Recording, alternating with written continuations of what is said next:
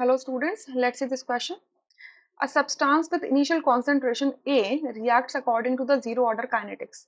The time it takes for the completion of the reaction is, यहाँ पे चार options दिए हैं, ठीक है. जीरो ऑर्डर काइनेटिक्स फॉलो कर रहा है, n की वैल्यू जीरो है, ठीक है. फॉर जीरो ऑर्डर रिएक्शन के लिए इंटीग्रेटेड रेट लॉ क्या होता है आपका? A minus A T is equal to K T होता है. A क्या है? Initial concentration minus A T क्या है? Concentration of the reactant at time T. K क्या है? आपका rate constant of the zero order kinetics and T is the time. ठीक है. तो अगर मैं इसके लिए ग्राफ प्लॉट करूं, ग्राफ कैसे प्लॉट कर रही हूँ मैं? ए माइनस के टी इधर कर दूं और इसको ए टी कर दूं, तो ये हो जाएगा y, ये हो जाएगा c, ये हो जाएगा m और ये हो जाएगा x. ठीक है. y is equals to m x plus c, यानी कि स्ट्रेट लाइन ग्राफ बन सकता है.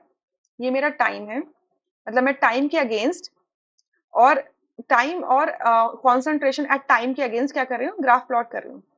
ग्राफ किसके अगेंस्ट है? Concentration of time, concentration eight time T and the time, इसके अगेंस्ट मैं ग्राफ प्लॉट कर रही हूँ. तो मैं यहाँ क्या देख रही हूँ कि इंटरसेप्ट क्या है आपका? ए इंटरसेप्ट है, मतलब टाइम जीरो पर एक इनिशियल कॉन्सेंट्रेशन होगी जो क्या होगी? ए होगी. ये क्या है? ए है. बट विद टाइम, क्योंकि स्लोप क्या है? नेगेटिव है. एम क्या रिप्रेजेंट करता है यहाँ पे? स्लोप. सी रिप्रेजेंट करता है इंटरसेप्ट. स्लोप क्या है? नेगेटिव है, यानी कि टाइम जैसे जैसे इंक्रीज करेगा स्लोप डिक्रीज होता जाएगा, यानी कि ये क्या होगा? डिक्रीज होगा. एक स्ट्रेट लाइन बन जाएगा. इसको स्ट्रेट लाइन कर लो, ठीक है. ये एक स्ट्रेट लाइन ग्राफ बनेगा और एक सर्टेन टाइम पे ये क्या होगा? इसको जाके क्या करेगा? टच कर लेगा. राइट, टच कर लेगा. टी हाफ क्या होता है? टी हाफ क्या होता है कि ये टी हाफ है, ये क्या कह लो इसको? टी हाफ है.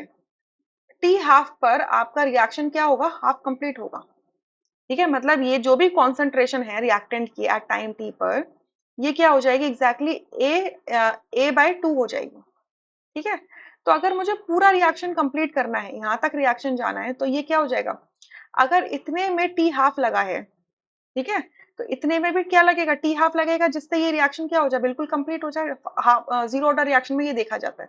तो यहाँ क्या होगा? Two times of T half होगा, तब जाके ये जो कॉन्सेंट्रेशन होगी क्या हो जाएगी? ए इज इक्वल्स टू जीरो आ जाएगा. रिएक्शन क्या हो जाएगी? कंप्लीट हो जाएगी. ठीक है. ये जीरो ऑर्डर रिएक्शंस के अंदर ये ग्राफ इस तरीके से जस्टिफाइड होता है.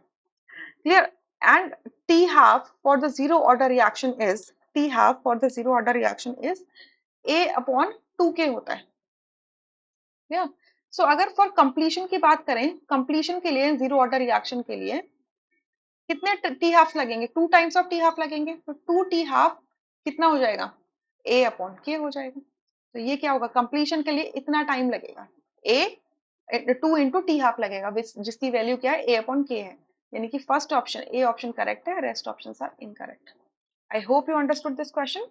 Thank you.